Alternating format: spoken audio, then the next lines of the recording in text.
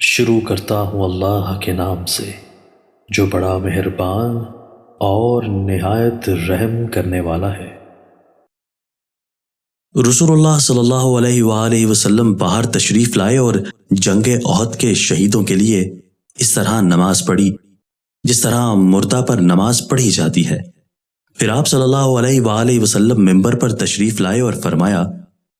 آخرت میں تم سے آگے جاؤں گا اور میں تم پر گواہ ہوں گا،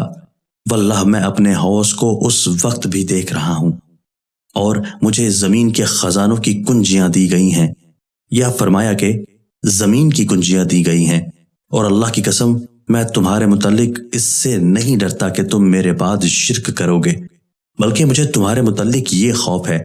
کہ تم دنیا کے لیے ایک دوسرے سے آگے بڑھنے کی کوشش کرنے لگو گے۔ دوستو، اللہ تعالی ہمیں ان احادیث مبارکہ پر عمل کرنے اور اپنی زندگیوں کو سنوارنے کی توفیق عطا فرمائے۔